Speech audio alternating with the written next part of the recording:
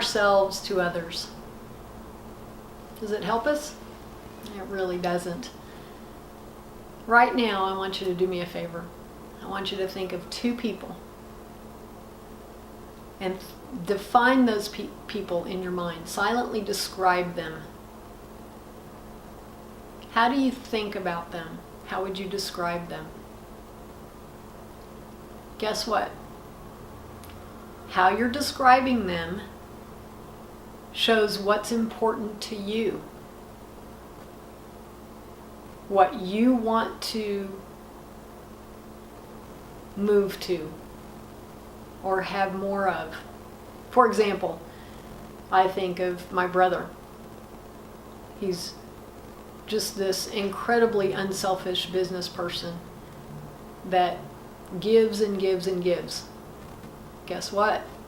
When I self-evaluate, that's exactly what I aspire to.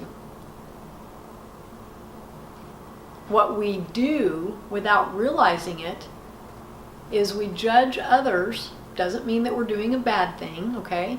We mentally judge others and define them and separate what we like and what we don't like about others as we mentally describe them. The things that we like about others is what's important to us. Usually ties to what we're aspiring to.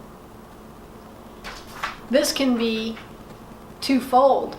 It can mean that we are not going to reach what they are reaching because we're limiting ourselves based on putting them up on a pedestal mentally.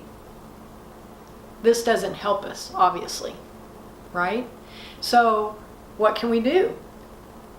We have this ability to use the information that we're gathering from going through this process and looking how we define others to not only find out what's important to us, but also to allow ourselves to reach that level in our minds of what we would like to be like.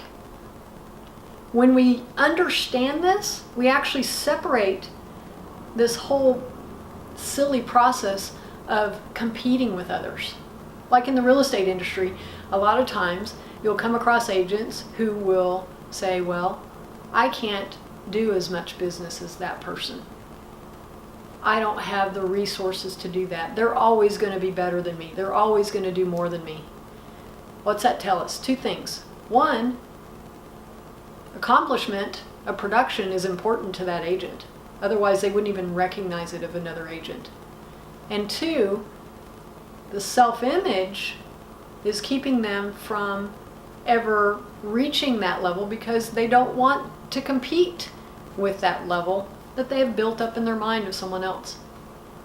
Why is it that oftentimes celebrities, especially newer celebrities, are not like celebrities? They're celebrities to us, but when you go and talk to them, they're just regular people. It's because they haven't wrapped their heads around the fact that they're celebrity status.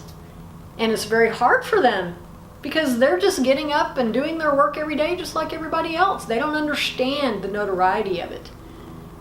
We create competitiveness in our thought.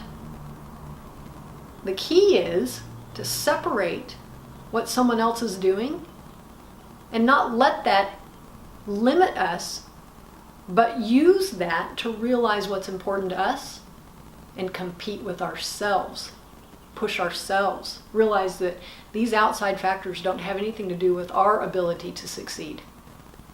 Once we free ourselves of worrying about what other people think or about competing with others, and we switch it to competing with ourselves, we're going to feel two things.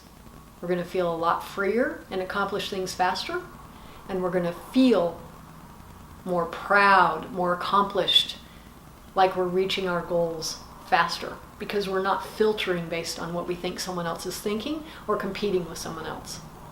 I hope that helps today.